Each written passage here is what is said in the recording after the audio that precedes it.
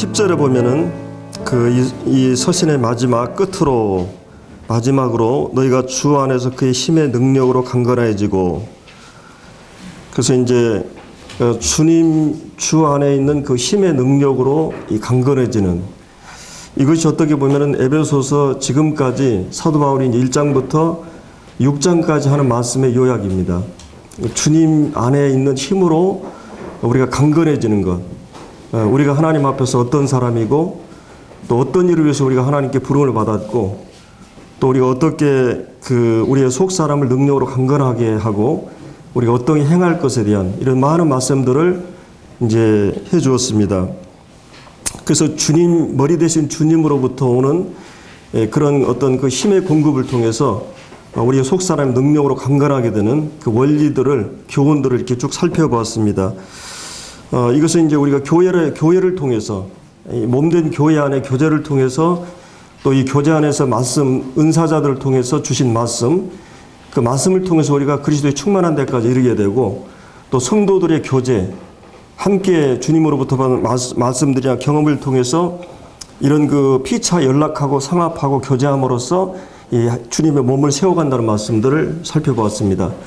또 우리가 이제 개인적으로도 우리가 이제 옛사람을 벗어버리고 새 사람 입으라든지, 또 우리가 구체적으로 어떻게 거짓말을 하지 않고 도둑질하지 않고 분내지 않고 이 바른 언어 생활이라든지 용서에 대한 문제, 또 하나님의 자녀답게 사랑으로 행하라, 또 빛 가운데 행하라, 이런 여러 가지 교훈들을, 그리고 이제 성령 충만이라는 말씀까지 사도 바울이 쭉 해왔고, 이제 그런 말씀들을 가정과 이 사회 일터에서, 직장 안에서 어떻게 적용하는가, 이런 부분들을 쭉 교훈해 왔습니다. 그래서 이제 10절의 말씀은 지금까지 한 말씀, 주님 안에서의 힘의 능력으로 우리가 어떻게 강건해지는가, 어떻게 영적으로 건강할 수 있는가, 이런 부분들을 쭉 얘기했거든요. 그래서 우리가 이제 먼저 이 군인에게 있어서는, 이 군인이나 스포츠 선수들에게 있어서는 중요한 것이 그 기초 체력 훈련이죠. 여러분이 운동선수들이 이 야구 공을 던지고, 또 이 축구의 어떤 개인기를 연습하고, 또 기술을 연마하고 총 쏘는 것을 하고, 이런 여러 가지 지식과 기술 이전에 뭘 하냐면 체력 연달을 합니다. 예를 들어서 박지성이가 90분 동안 쉬지 않고 뛸 수 있는 것은 뭐예요? 기초 체력이 잘 튼튼히 단련되어 있기 때문입니다. 그래서 여러분들 스포츠 선수들을 보면 타이어를 메고 높은 산을 오르고 이렇게 끊임없이 체력 단련을 합니다. 여러분이 마라톤 선수들이 42km를 달리는데, 그러기 전에 뭘 한 줄 아세요? 매일 70km를 달려요. 매일. 그게 보통 힘든 게 아니죠. 1년이고 2년이고 계속 70km 이상을 뜁니다. 그때 이제 42km 1교를 체력을 단련하기 위해서 그러거든요. 그러니까 여러분들이 이번에도 우리가 이용택인가요? 그 테니스 선수, 이제 아주 세계 4위까지 올라갔던 그런 선수인데, 그분이 이번에 국가대표에 다시 합류해가지고 하더라고요. 근데 그분이 몸 만들기부터 시작하는 거예요. 몇 년 동안 쉬었으니까. 아주 좋은 실력을 갖고 있는 사람이었는데도. 그러니까 이제 이 기초 체력, 기초 단련이 굉장히 중요합니다. 여러분들 군인들이 매일 훈련을 해요. 실전을 위해서 실전과 같은 훈련을 계속합니다. 실전에 왔을 때 능히 그 싸움에 대응하기 위해서. 그렇기 때문에 지금까지 사도 바울은 기초 체력에 대한 부분을 다뤘어요. 여러분 학문도 그러잖아요. 정신적인 그 교육을 하기 전에 먼저 그 사람이 어떤 사람이 되느냐 문제를 훈련해요. 그리고 이제 지식이나 기술을 연마하는 것처럼, 이 사도 바울이 여기서 얘기하고 있는 것은, 이 10절에 나오는 이 말씀은 그의 힘의 능력으로 강건해진다는 말씀, 그 말씀이에요. 기초 체력과 같은 말이에요. 이것이 단련되지 않으면 갑옷을 입을 수 있는 능력이 안 돼요. 내가 성경의 지식이나 성경의 많은 이런 지식들이 실제적으로 연마되기 위해서는 내가 기초적으로 성령 안에서 성숙하고 강건한 체력으로 훈련돼야 됩니다.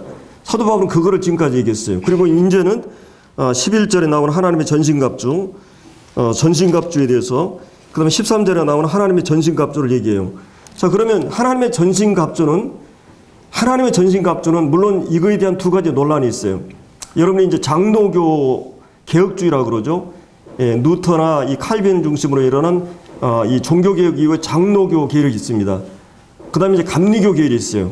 이 칼빈주의, 알미니안주의라 그래가지고 이쪽 하나님의 주권과 하나님의 능력, 권능을 강조하고 이쪽은 인간의 어떤 자유의지나 선택, 인간의 개인의 어떤 결정을 강조하는 자, 이 두 가지 이제 신학적인 큰 흐름이 있어요.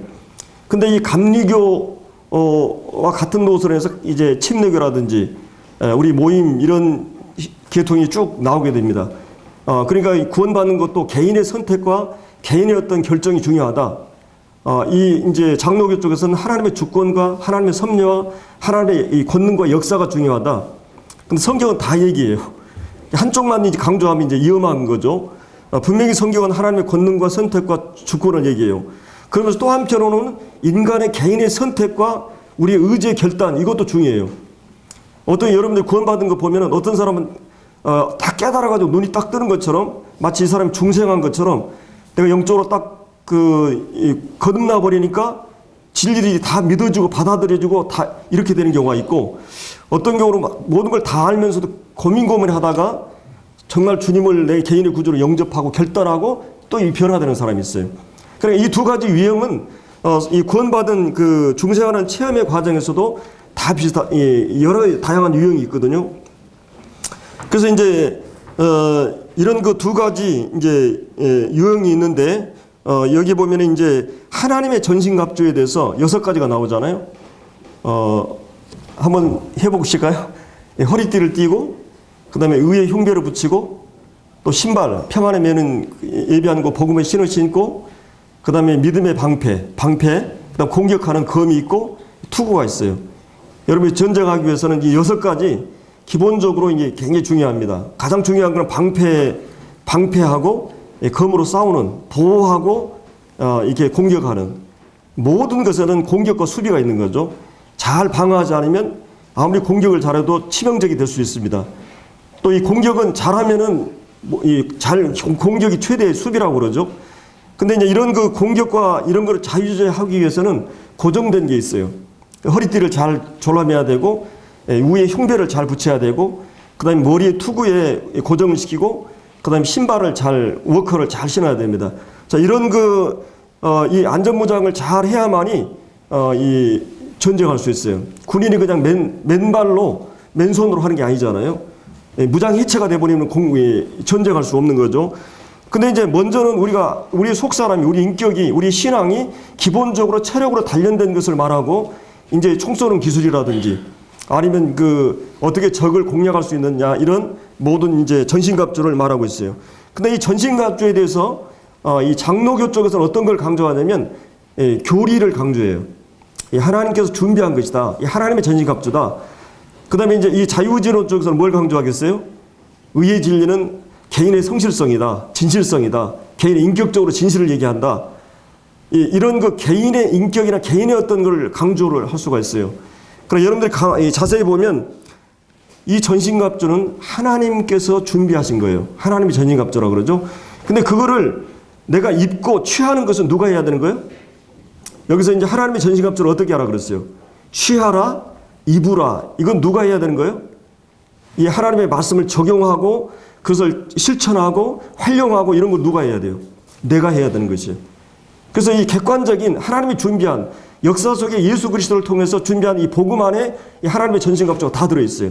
이게 하나님이 준비한 거예요. 내가 아무리 인내하고 내가 아무리 진실하고 내가 아무리 정직해도 내 힘으로 신앙생활을 한다? 그건 한계가 와요. 그건 불가능한 것입니다. 내가 얼마든지 우리는 쉽게 좌절하고 낙심하고 또 교만하고 우쭐해질 수 있거든요. 내 인격이라는 내 존재 자체로 내 실력으로만 신앙생활이 안 돼요. 하나님이 준비한 것으로 마귀를 대항하지 않으면 마귀가 얼마나 우리를 쉽게 공략해 옵니까? 교만을 부추기고 낙심을 부추기고 의심을 일으키고 막 유혹을 하고 얼마나 많은 함정을 가지고 우리를 공략하는지 몰라요. 그래서 하나님이 준비한 것을 제시하면 돼요. 내가 예를 들어서 내가 어떤 의심에 사로잡히고 내가 어떤 유혹이 왔어요.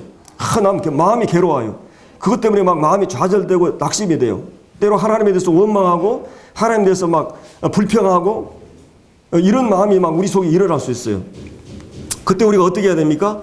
그때 가장 먼저 이 마귀가 우리의 양심을 통해서 우리를 송사하기 시작해요. 정죄하기 시작해요. 그래, 네가 하나님의 자녀야? 뭐 네가 그래? 그러면서 내 자신을 굉장히 패배의식이나 좌절감으로 이렇게 우리의 마음을 이끕니다. 그때 우리가 어떻게 해야 됩니까? 내 의지나 막 힘으로 하면 막 그냥 더 막 절망하고 더 고독을 씻고 싶고 막 더 막 힘들어 막 이 모든 걸 다 팽개치고 싶은 마음이 더 일어날 수 있어요. 내 실력으로 되는 게 아니에요. 하나님께서 우리를 어떻게 보고 계시는가? 이걸 생각해야 돼요. 내가 나를 어떻게 보느냐 이게 아니라 하나님께서 나를 지금 어떻게 보고 계시는가? 내가 처한 이 상황 속에서 하나님은 나를 어떻게 생각하고 계신가? 그리고 하나님이 나를 어떻게 생각하는가는 예수 그리스도를 통해서 우리가 가장 잘 보여주셨어요. 그래서 예수 그리스도 안에 있는 진리들을 생각함으로 그래 내가 넘어지고 좌절하고 내가 실수하고 이랬어도 여전히 하나님께서 그 죄까지 십자가에서 어떻게 처리했는가를 우리가 확인하고 그거를 붙들고 나가는 것이에요. 그게 바로 전신갑주예요. 그래서 이 전신갑주를 잘 우리가 활용하지 않으면 마귀에게 그냥 넘어지고 할 수가 있는 것입니다. 그래서 우리가 이 두 가지 부분을 잘 생각해야 됩니다. 우리 체력 단련을 해야 되고 그 다음에 이제 개인기도 있고 막 스피드, 순발력 이런 것들을 위해서 끊임없이 이제 또 그 스포츠 선수가 훈련하는 것처럼 총 쏘는 것을 배우는 것처럼 또 이것도 해야 됩니다. 이 성경 말씀을 지식적으로 또 교리적으로 잘 정립하고 있었어요. 이 교회사의 사단은 끊임없이 초대교회에서부터 그리고 이제 이 3세기까지 삼위일체 논쟁, 기독론에 대한 예수님이 신성과 인성에 대한 이런 많은 논쟁들이 교리적으로 끊임없이 교회를 공략했어요. 그리고 그 외에 구원론에 대한 성령론에 대한 20세기는 그리고 교회론에 대한 종말론에 대한 이 성경에 굵직한 많은 교리들에 대해서 사단은 끊임없이 잘못된 그런 이 교리들을 가지고 이 교회를 공략해 왔어요. 2000년 동안. 사실은 사도 바울이 쓴 서신서 대부분의 서신서는 이단 사상에 대한 대응으로서 기록이 됩니다. 헬라적인 그런 이 영지주의 사상이라든지 율법주의, 유대인 배경으로 이런 모든 이단 교리를 대응하기 위해서 서신서가 기록이 돼요. 그만큼 이 사단이 교회를 가만두지 않아요. 이단 공략을 통해서 때로는 압박이나 핍박을 통해서 그리고 교회를 분열하고 분쟁시키기에 끊임없이 싸움을 시키고 그래서 사단의 이런 공략을 우리가 늘 인지하고 있지 않으면 교회는 굉장한 어려운 그 시험에 침체에 빠질 수가 있다고 하는 것입니다. 그래서 우리가 이제 10절에 나오는 그 주 안에서 그의 힘의 능력으로 강건하여지는 그 부분을 이제 우리가 지금까지 살펴보았는데 왜 우리가 주 안에서 강건해야 되고 그 다음에 왜 우리가 하나님의 전신갑주를 입어야 되는가? 11절의 마귀의 관계 때문에 또 12절에 나오는 우리의 씨름은 혈과 육에 대한 것이 아니다. 이 영적인 성격, 싸움의 성격 때문에 영적인 싸움이다. 그리고 이제 이 사단의 그 통치와 권세들, 이 조직이 어마어마합니다. 이 귀신들, 사단이 부리는 이 조직이 한 국가의 어마어마한 조직, 이걸 통해 가지고 상대하기 때문에 그리고 13절에 나오는 이 악한 날, 바로 우리가 정말 모든 것을 포기하고 극단적인 행동을 하고 싶은 그런 가혹한 불시험이 우리에게 찾아올 수 있어요. 그런 날에 우리가 넘어지지 않기 위해서 이 하나님의 전신갑주로 우리가 무장을 해야 됩니다. 그리고 이제 우리가 영적인 싸움에 실패하게 되면 내가 패배의식, 좌절, 기쁨을 상실하고 평안을 잃어버리고 우리가 정말 성령 안에서 하나님의 자녀다운 삶의 모습이 우리 삶에서 드러나지 않게 되면 하나님께서도 만족하거나 영광을 받지 못하고 나 자신도 신앙인으로서 패배의식 속에 사로잡히고 그리고 내가 증인으로서의 삶을 살 수 없어요.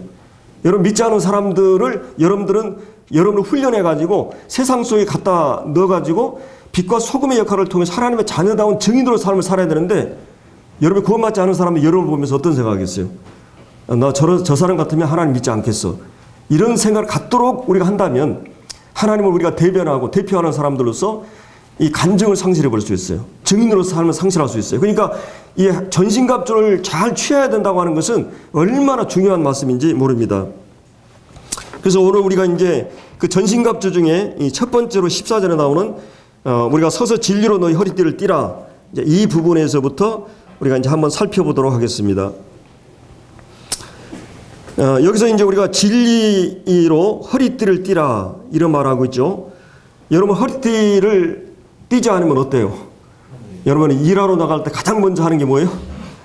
가끔 우리가 저도 이제 그 일하러 다니면서 가끔 너무 급하게 나가다 허리띠를 안 메고 갈 때가 있어요. 그러면 이제 힘을 주지 못하잖아요, 막 이게. 그럼 내가 손발이 자유롭지 못해요. 이게 단단히 이게 묶어져야 아무래도 흘러내리기도 하고 힘을 못 쓰잖아요. 그래서 그냥 막 일터 현장에서 막 그 저기 줄이라든지 이런 거 있는 거 이렇게 줄 보러 다니고 일단이 있으면 갔다가 묶고 일을 하게 돼요. 그러니까 내가 일하기 위해서는 어떻게 해야 되는 말이에요? 허리띠를 졸라매야 돼요. 이거는 일을 위한 기본 준비가, 그 다음에 싸움을 위해서 전쟁으로 나가는데 여러분이 가끔 씨름 선수들이 씨름하다가 삿바가 다 풀려버린 경우가 있죠. 공격이나 이 수비가 안 되는 거죠. 그렇게 되면. 그래서 이 허리띠를 졸라매는 것, 내가 영적 전쟁을 위해서 기본적인 그런 고정해야 될 부분이 이 허리띠를 졸라매는 것입니다. 그래서 내가 이 칼을 공격하고 방어하는 이런 자유자재로 내가 활동할 수 있는 이것은 자유롭게 할 수 있는 것은 뭐예요? 바로 허리띠를 매는 것이죠. 그 외에도 이제 기본적으로 이렇게 여러 가지가 있는데, 그래서 이제 활동하고 싸움하기 위한, 그 다음에 이 기본적인 이것이 있어야만 내가 자유롭게 되고 안정이 되는 것입니다. 그러니까 이런 거를 위해서 이 허리띠가 굉장히 중요해요. 사도 바울은 감옥 속에서 로마 병정을 보면서 로마 병정이 이 갑옷을 입고 이걸 보면서 영적인 원리들을 거기서 생각해낸 것이죠. 그래서 이 말씀으로 이렇게 무장하라고 지금 복음으로 무장할 것을 말하고 있는 것입니다. 먼저 우리가 이제 진리는 무엇인가? 여기서 얘기하는 이제 진리로 너희 허리띠를 띠라 그랬잖아요. 진리가 무엇인가? 이제 쉽게 얘기하면 복음의 기초적인 진리라고 해요. 생각하면 돼요. 여러분 지금 우리 오정경 교님이 지금 이 입문편 기초편 공부하고 있는데 바로 입문편 기초편을 얘기할 수 있어요. 여러분 신앙의 기본이 되어 있지 않으면 절대로 그 사람이 영적으로 잘 전쟁하거나 어떤 사역을 잘 수행해내지 못합니다. 기본이 안 되면. 여러분 학문도 마찬가지죠. 여러분 수학, 영어 뭐 어떤 경우도 학문도 기초가 안 되면 어때요? 안 됩니다. 그 다음에 발전이 안 돼요. 느려요. 스포츠 선수들 뭐 피아노도 다 그렇습니다. 기초가 잘 안 되면 그 다음에 진보가 안 일어나요. 그렇기 때문에 이번에도 우리가 이제 그 허윤욱이 말씀 들으면서 기초가 안 되면 어때요? 탁구도 동네 탁구들은 뭐 10인 10색이죠. 이게 뭐 잘 발전이 안 돼요. 계속 거기에 고정돼 있어요. 그 이상 발전 안 됩니다. 근데 기초가 원리가 잘 돼 있는 사람은 금방 막 쏙쏙쏙 이렇게 발전하게 돼 있어요. 그 신앙에 있어서 가장 중요한 게 이 기초 문제예요. 근데 그 기초 문제 가운데 가장 중요한 것을 저는 이 출석이라고 얘기하고 싶어요. 이 교회 출석. 여러분들 예를 들어서 레슨을 받을 때도 일주일에 한 번 레슨 받은 사람하고 한 달에 한 번 받은 사람하고 그 다음에 매일 받은 사람하고 달랍니다.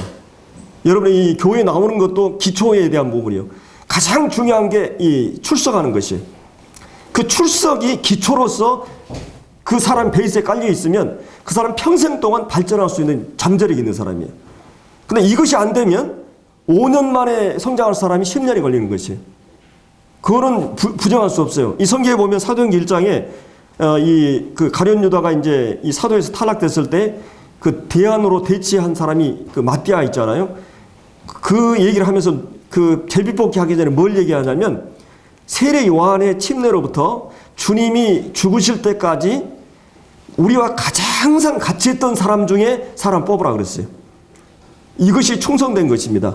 이 출석에 대한 부분, 이것이 기초적으로 안 되면 신앙은 절대 잘 자랄 수가 없어요.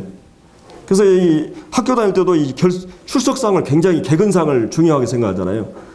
저도 이제 개근상을 받은 적이 있는데 어떤 그 출석하는 거, 이게 참 중요한 부분입니다. 자, 그러면 이제 우리가 진리가 무엇인가를 한번 우리가 생각해 보면, 물론 이 진리라고 하는 것은 참된 그런 이치라는 말이죠. 진리. 물론 진리는 뭐 수학적인 진리, 하나 플러스 하나는 둘이다. 물이 예를 들어서 위에서 아래로 내리는 그런 이 성질이 있다. 물은 애들 뭐 100도씨에 끄는다. 몇 도씨에 온다. 이런 거는 다 이 과학적인 진리죠. 이 존재의 의미를 찾는 것이 이제 이 철학적인 그런 진리라고 할 수 있죠. 또 이제 뭐 사람이 때리게 아프다. 이것은 의학적인 진리라고 할 수 있어요. 부모를 공경하라, 이웃 사랑하라. 이런 모든 또 윤리 도덕적인 진리가 있습니다. 물론 이제 이 철학의 진리 가운데 뭐 대응설, 정합설, 실용설, 참과 거짓을 확인하는 또 모순을 일으키지 않는 보편 타당한 진리, 정합설이라든지 대응설, 생각과 판단이 세상에 들어맞는 근거, 대응하는 진리, 이런 여러 가지 이제 진리들이 있어요. 상대적인 진리, 절대적인 진리. 그러나 이제 우리가 여기서 얘기하는 이 사도 바울이 얘기하던 진리라고 했을 때 이 진리는 어떤 진리예요? 이거는 예수 그리스도를 말하는 진리예요. 복음의 진리를 얘기하는 것이죠. 우리가 일반적으로 얘기하는 진리를 얘기한 게 아니라 여기서 얘기하는 것은 바로 시간과 공간을 초월해서 영원한 이런 진리를 말해요. 물론 이제 이치에 맞는 이런 진리는 많아요. 사리, 뭐 순리, 도리, 조리, 논리, 뭐 수리, 물리, 지리, 합리, 많은 그런 그 이치에 맞는 그런 철학적인 이런 진리가 있습니다. 그럼 오늘 본문에서 얘기하고 있는 진리는 절대 진리고 시대와 공간을 초월해서 영원한 진리. 그리고 우리의 영혼을 자유롭게 하는 진리. 바로 이 진리를 알 때 말이에요. 우리가 어떻게 돼요? 진리를 깨닫고 알 때 어떻게 됩니까? 우리 영적인 눈을 뜨게 돼 있어요. 그리고 우리는 이제 귀가 들리게 돼 있어요. 그리고 정말 이 말씀의 맛을 알게 돼 있어요. 여러분이 맛을 모르는 경우가 있죠. 가끔 어떤 큰 충격을 받거나 다치게 되면 맛을 잃어버린 상처난 경우가 있습니다. 그럼 못 먹어주는 경우가 있어요. 어떤 사람 귀가 들리지 않아요. 눈이 보이지 않아요. 그렇다면 어떤 경우는 뭐 이 냄새를 맡지 못하는 경우도 있고, 그 다음에 손발을 움직일 수 없어요. 발도 움직일 수 없어요. 근데 여러분들이 구원받기 전에 우리가 영적으로 그런 상태에 있었어요. 눈 멀었고, 그렇게 한 가지 눈을 멀었으니까 다른 쪽에 같이만 봐요.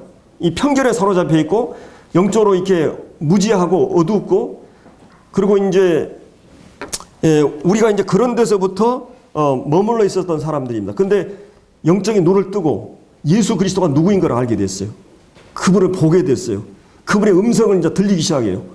영적인 진리들을 사실로 받아들이고 그 맛을 알고 그 말씀의 진리들의 맛의 진국을, 영적인 기쁨의 의미를 알아요.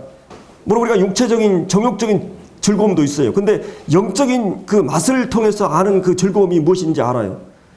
이 예수 그리스도 안에 나타난, 하나님께서 예수 그리스도 안에서 우리에게 제시한 진리들을, 인간의 죄의 문제, 사실은 인간에 대해서 명확하게 규명하지 못했잖아요. 철학은 뭐 여러 가지 인간이 뭐 생각하는 존재다, 뭐 도구적 존재다, 유의적 존재다.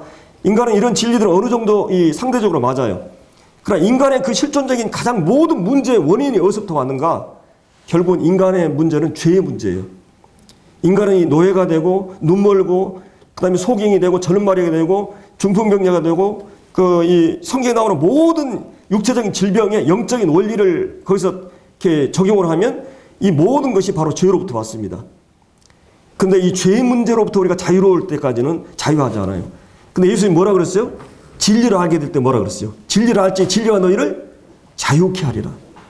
여러분 진리를 진정으로 알았을 때, 이 진정한 이 참 진리를 알았을 때 하나님께 예수 그리스도 안에 나타난 모든 것, 인간의 모든 문제의 근원인 이 죄의 문제, 사망의 문제, 결국은 인간의 문제는 뭐예요?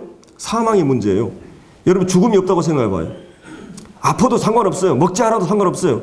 죽음이 없다면 인간의 문제는 없어요. 근데 인간은 한계적 존재고 죽음의 문제예요. 근데 죽음은 어떤 것으로부터 왔습니까? 죽음의 원인이 뭐예요? 죄예요. 그래서 인간의 문제는 죄의 문제입니다. 죄의 문제와 사망의 문제만 해결되면 인간의 문제는 모두 해결되는 것이에요. 근데 그리스도인들은 어떻게 됐습니까? 예수 그리스도의 십자가의 죽음이 죄의 문제를 위해서, 예수님의 부활의 문제는 이 죽음을 정복한 문제예요.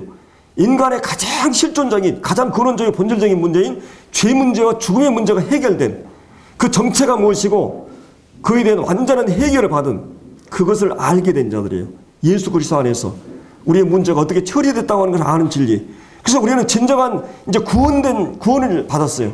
교만으로부터, 어둠으로부터, 무지로부터, 편견으로부터, 그리고 이런 모든 것으로부터 우리는 진정한 구원을 받았어요.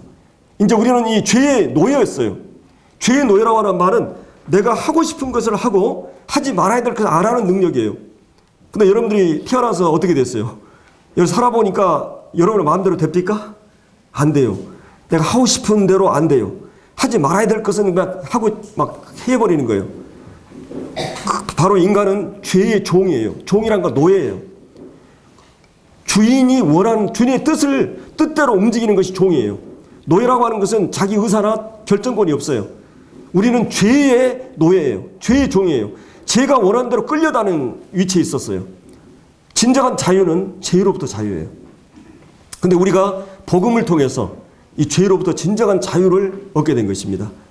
이제 하나님을 사랑하게 돼 있어요. 의를 행할 수 있는 능력이 주어졌어요. 죄를 극복하는 능력. 이런 모든 것이 바로 그리스도에 주었어요. 그래서 우리는 죄에서부터 자유케 됐어요. 그래서 이 요한복음 8장에 보면 이 유대인들이 우리는 그 종된 적이 없다. 종된 적이 없다 그래요. 예수님이 그 자유케 하리라 그런 말씀 하니까. 근데 이스라엘 백성들은 실제로 종된 적이 없습니까? 여러분 이스라엘 민족의 역사를 보세요. 400년 동안 애굽에서 노예 생활했어요. 그들이 사사시대에 보면 그들이 잘못하면 이방인들이 와가지고 식민 통치를 받아요. 이 열왕시대도 마찬가지입니다. 그리고 70년 바벨론 포로 생활.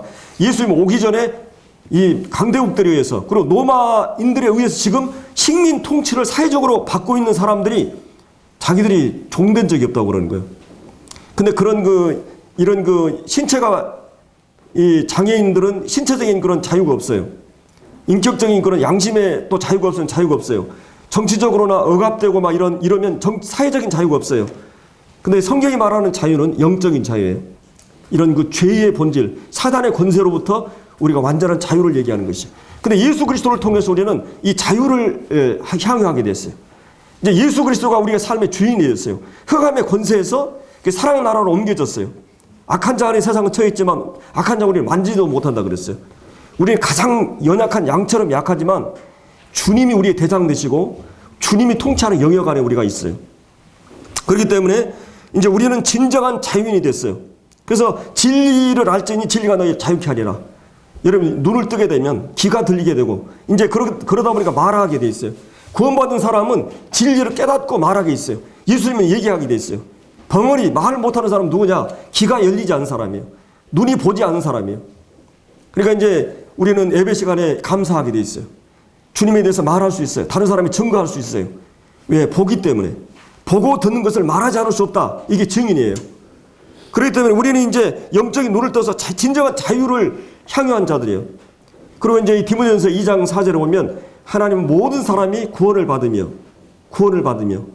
모든 사람이 구원받기를 원하시죠. 이 구원받는다는 말은 죄로부터 구원받는다는 의미도 있겠지만 이 구원이라고 하는 것은 우리가 중생하는 걸 얘기해요.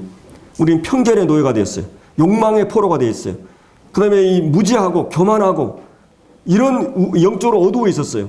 근데 이런 것으로부터 우리가 생명이 딱 주어지니까 이제 새로운 생명이 되다 보니까 이제 맛을 알게 되고 들리게 되고 보게 되고 이제 활동하게 되고 영적인 구원이 우리에게 이루어졌어요. 구원이 이루어지니까 진리를 믿게 되고 알게 돼 있어요. 이 진리라고 하는 것은 깨닫고 이해하고 규명할 수 있어요. 그래서 모든 사람이 진리를 알기를 원한다. 안다고 하는 말은 우리가 믿고 있는 건 어떤 체험이나 느낌이나 어떤 이런 것이 아니에요. 지각을 통해서 어떤 진리를 깨닫고 이해하고 알아가요. 이 지성에 가장 먼저 이 복음의 역사예요. 그리고 내 감정이 그 일로 인해서 그 감사하고 흥분하고 기뻐하고 그리고 내 의지적으로 선택하고 이렇게 돼 있어요. 그래서 먼저 진리를 우리는 이제 알게 됐어요. 그러면 하나님이 모든 사람이 진리를 알기를 원하시는데 모든 사람이 진리를 압니까? 하나님이 그토록 강렬하게 원하시는데 모든 사람이 구원받았어요? 하나님 능력이 부족해서 그럽니까? 하나님 사랑이 부족해서 그래요? 모든 사람이 그토록 구원받기 원하시는데 모든 사람이 구원받지 않아요. 그것은 예수 그리스도를 믿는 것이 아니고는 구원받을 수 있는 방법이 없어요. 하나님도 능력이 있지만 그렇게 사람을 하지 않아요. 예수 그리스도를 역사의 십자가를 세우시고 그 복음의 진리를 전해가지고 그 전달한 복음을 깨닫고 믿지 않으면 아무도 하나님께 나갈 수 없어요. 하나님 능히 이렇게 할 수도 있지만 하나님이 그렇게 하셨어요. 복음을 통해서 사람들을 구원하기를 작정하신 겁니다. 그래서 이 교회가 이 복음 전하는 일을 위해서 힘써야 되는 것입니다. 하나님께서 모든 사람이 이 구원받기를 이제 원하시는. 그래서 이제 여기에 보면 이제 하나님께서 우리를 부르신 목적이 뭡니까? 가장 중요한 목적은 우리를 군인으로서 훈련하기 위해서. 그러면 우리가 이제 그리스도인이 되자마자 우리는 어떻게 돼요? 여러분 그리스도인이 되자마자 만사 형통하고 모든 일이 잘 풀리고 평안하고 항상 형통하고 모든 게 잘 되는 겁니까? 예. 구원 받자마자 주님을 믿자마자 모든 일이 잘 풀리고 잘 되고 복 받고 어려움이 없고 형통하고 최고의 사기예요. 이건 절대 아닙니다. 여러분 구원 받자마자 여러분 싸움터에 던져진 거예요. 그렇죠? 싸움터에 던져진 거예요. 이 마귀의 괴계가 어떤 걸 우리가 살펴봤어요. 마귀가 전술 전략, 꽤 수단 방법을 가리지 않고 어떻게 우리를 공략하는가. 이 마귀, 우리를 구원받자마자 격리에 수용하지 않아요. 우리는 구원받자마자 싸움터에 던져진 것입니다. 그래서 이 거룩한 훈련이 시작이 되고, 훈련된 자들을 통해 세상의 빛을 발하기 위해서 하나님이 우리를 부르셨어요.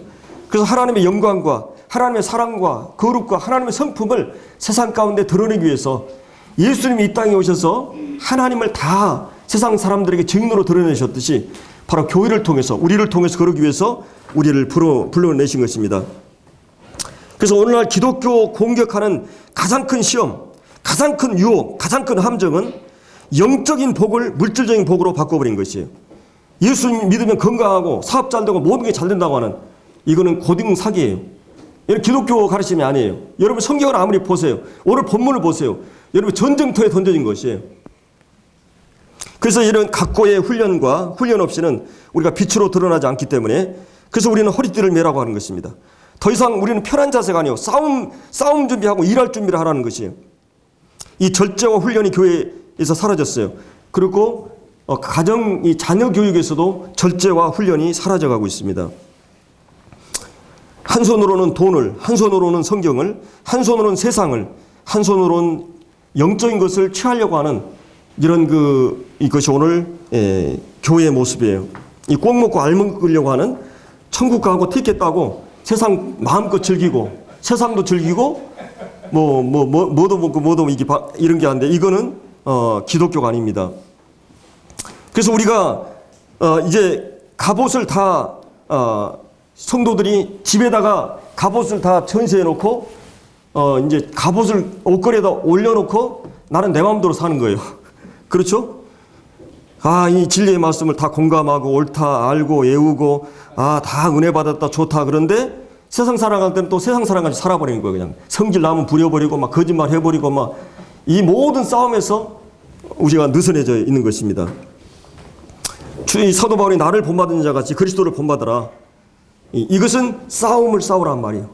주님이 이 땅에서 싸웠듯이, 또 바울이 주님을 본받아서 영적인 싸움을 싸웠듯이, 너희들이 내가 그리스도를 본받은 것 같이 너희도 본받아라. 이 말은 영적인 이 싸움에서 밀려가지 말고 영적으로 깨어서 이 전쟁에 대응하라는 말씀입니다.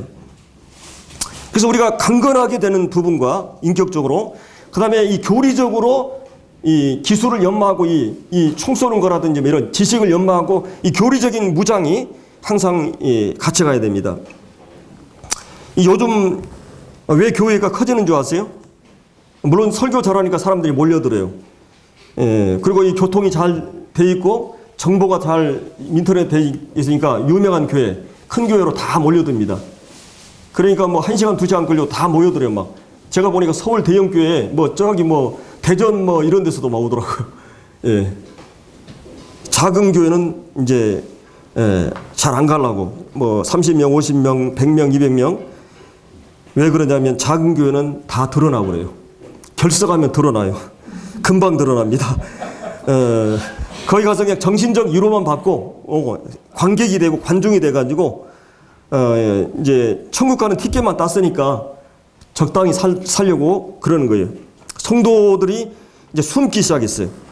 선한 싸움을 싸우고자 하지 않아요. 말씀과 경건대로 살고자 하는 노력이 없어요. 싸움이나 갈등, 아픔도 없어요. 축복만 있어요. 세상 속에서 아픔이나 갈등 겪지 않고 하나님을 찾지 않아요. 이것이 이제 현대 교회의 모습이라는 것입니다. 그러나 이제 이것은 성경이 가르치는 부분이 아닌 것을 우리가 알게 돼요. 그래서 우리가 이제 이 진리를 알게 될 때 어떻게 된다 그랬어요? 그러니까 정말 자유하게 돼요.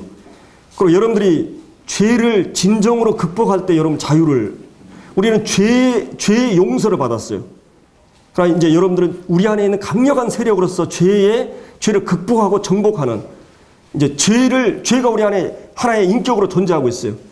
전에는 내 주인이었어요. 나를 마음대로 했어요. 그러나 지금은 그 합법적인 정보가 아니에요. 구테타 세력과 같이 이제는 폐잔병과 같아요.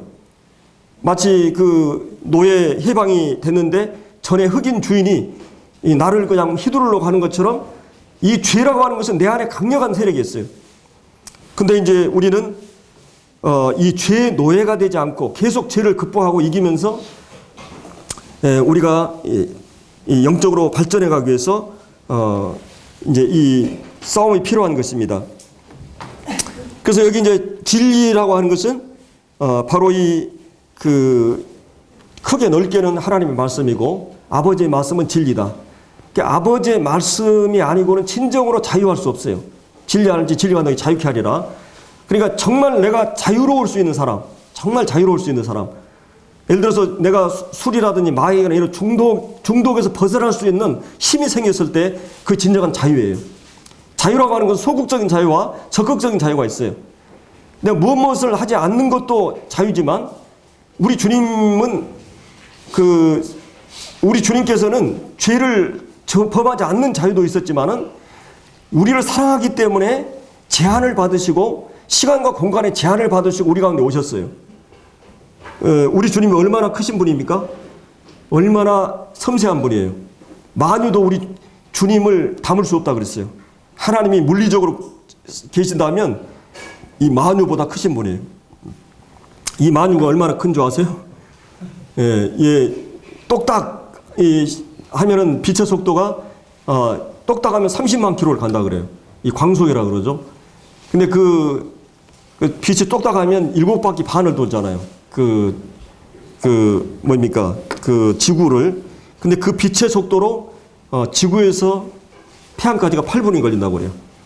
근데 우리가 살고 있는 은하계 안에 빛의 속도로 한쪽에서 한쪽까지 가는데 10만 년이 걸려요. 빛의 속도로. 그리고 그 안에는 별이 1000억 개가 있다 그러죠. 근데 그런 은하계가 1000억 개가 있어요. 상상을 해보세요. 여러분 평생 아무리 빠른 속도로 가도 우리가 이 은하계 한쪽을 움직일 수 없어요. 이 어마어마한 광대무변한 우주보다 크신 분이 하나님이에요. 만유도 하나님을 담을 수 없어요. 그 하나님께서 인간의 몸속에 들어온 사건, 이거는 놀라운 사건이에요. 그 시간과 공간의 제한을 받으시고 우리 가운데 오셔가지고 우리를 구원하기 위해서 능히 자유할 수 있는 그분이 자유의 제한을 받고 불편함을 겪으면서 오신 것이 적극적인 자유예요. 내가 누구에게 권리 행사를 할 수 있지만 그걸 행사하지 않는 게 진정한 적극적인 자유죠. 우리는 그리스도인들은 이제 내가 마음대로 할 수 있지만은 내가 선으로 악을 이기게 되고 우리는 이제 사랑의 종이 되어서 주님을 섬겨 나가는 것입니다. 이런 진정한 자유를 알게 됐어요. 그리고 이 진리로만이 우리를 거룩하게 할 수 있어요. 너희가 진리로 거룩하게 하옵소서. 아버지의 말씀은 진리이다. 요한복음 10장 17절에 나오죠. 그래서 내가 진정한 자유를 획득할 수 있는 것, 진정한 우리가 거룩하게 되는 것, 이 주님의 성품으로 닮아가는 것은 이 진리의 말씀이에요. 그래서 이 진리의 말씀을 통해서 우리가 이제 이 거룩하게 되는 이런 거를 볼 수 있습니다. 우리가 이제 특별히 하나님의 말씀이 도전을 받고 있는 시대에 살고 있죠. 하나님의 말씀이 절대적인 하나님의 권위와 맞습니다. 모든 성경은 하나님의 감동으로 됐고 모든 말씀은 하나님의 계시로 이루어졌다는 이 복음적이고 보수적인 그런 입장을 취했는데 이 물질 문명과 과학 문명의 발달로 이 전통적인 그런 이 믿음의 이 신앙의 핵심이 상당히 변질되어 가기 시작합니다. 특별히 그 신신학이나 자유주의 신학이 이 기독교 안에 들어오면서 진리를 이제 가장 보편적인 실험 방법이 이 과학과 경험을 통해서 모든 것을 실험을 통해서 증명하지 않으면 믿지 않으려고 하는 이 과학적인 사고 방식, 객관적인 사고 방식이 아니라 이제 특별히 그리스 이 헬레니즘의 사고 방식, 이원론이죠. 물질은 악하고 정신은 선하다. 서로 대치되는 이 사실과 사실이 아닌 것 분별하는 그런 것이 아니라 사실을 사실로 증명하지 않으면 믿지 않으려고 하는 이런 것들이 이제 신학 속에 들어온 것입니다. 그래서 이제 사람들은 이 객관적인 그런 논증, 확인이 안 되면 믿지 않으려고 하는, 증명되지 않으면 믿지 않으려고 하는 이게 과학이에요.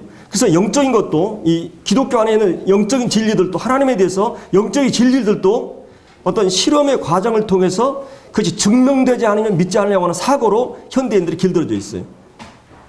이것이 이제 바로 무서운 그런 그 과학의 힘이죠. 근데 이제 우리가 잘 아는 이 볼트만이라든지 이런 신학자들이 왜 이스라엘 백성들이 광야 애굽에서 뭐 열재앙이 있었고 광야 그 홍해를 건너고 이런 것들은 하나님이 주신 율법을 제대로 지키게 하기 위해서 만드는 하나의 신화다. 그리고 예수님이 부활에 대한 진리도 예수님이 하신 모든 말씀들의 권위를 부여하기 위해서 진짜 사실이 아닌 거를 그렇게 한 거다. 신격화한 거다. 사람들이 순종하고 역사적 사실성을 부정하는 성경의 역사적 사실을 신화화하고 관념화하고 개념화하는 그래서 성경의 권위를 성경의 역사적 사실을 하나님의 역사를 권위를 부정하는 신신학 자유주의 신학이 오늘 기독교 안에 들어왔고 얼마나 많은 그 목사들이 이런 신학을 공부해 가지고 이 설교를 하고 있어요. 이 성경을 전체적으로 하나님 말씀으로 받지 않은 진리로 무장해야 한다는 말은 기독교는 끊임없이 이단의 공격을 받아봤어요. 그리고 현대 사상의 심리학의 영향을 받아서 철학의 공격을 받아왔어요. 그렇다면 이 말씀의 절대적인 권위, 하나님 말씀이 절대적인 권위로 알고 이 말씀으로 우리가 무장하지 않으면 우리는 사단의 이런 공략 앞에 서서히 스며들어가게 됩니다. 여러분 이런 부분이 오늘 특별히 철학과에 엄청난 영향을 주었다고 하는 것입니다.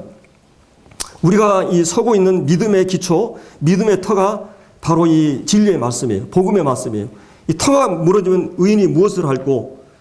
그래서 우리가 기독교는 예수 그리스도가 빠져버리면 기독교는 텅 빈 것이 되어버려요. 불교에서 이 석가를 빼고 다른 교주를 빼도 상관이 없습니다. 오히려 그 수정되고 개편되고 계속 사상은 발전해요. 그러나 기독교는 그리스도를 빼버리면 성경은 껍데기예요. 성경은 처음부터 그리스도고 끝까지 그리스도예요. 그리고 내가 믿는 그 예수 그리스도는 인격적으로 나와 관계를 형성하고 있어요. 하나의 관념화된 것이 아니라 그분이 인격으로 존재로서 내 삶에 함께 하셔요. 그분을 내가 사랑하고 그분의 말씀 기도할 수 있고 그분은 내게 말씀할 수 있어요. 이런 삶의 관계를 형성해 가면서 실존적으로 매일 동행하고 만나는 분이 그리스도예요. 그분은 하나의 이론화하고 관념화하고 신화하는 이런 이 철학이 이 기독교 신학 속에 들어와 있다는 것이 이것이 기독교를 지금 무섭게 침체시키고 있는 것입니다. 초대 교회에서부터 기독교는 엄청난 이런 그 공약을 받아왔어요. 할례를 받아야 율법을 지켜야 구원받는다. 이 부활에 대한 진리를 그다음 기독교의 이 많은 그 감독 성직 회의에서 삼위일체 기독론 또 헬라 철학 이런 것 때문에 사도신경이라든지 뭐 웨스트민스터 이런 모든 고백서가 만들어지게 된 배경입니다. 이 악한 동무들이 선한 행실을 더럽히고 그래서 진리 없이는 그리스도 없이는 이 객관적인 하나님 계시한 진리 없이는 선한 행실이 가능하지 않아요.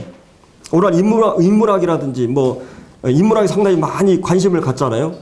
이 대학에서는 사라져가는데 사람들이 마음이 공허하니까 아무리 이 욕망을 해가지고 막 엄청나게 타락이 했는데 가면 갈수록 마음이 만족이 안 되거든요. 그러니까 사람들이 이제 불교 막 가서 조용히 막 요가도 하고 막 명상에 빠지고 이 인문학 쪽이 또 특별한 막 그 강의들이 많잖아요. 막 스님들이 막 하고 그런데 사람의 본질적인 문제는 결국 영적인 문제고 죄의 문제예요.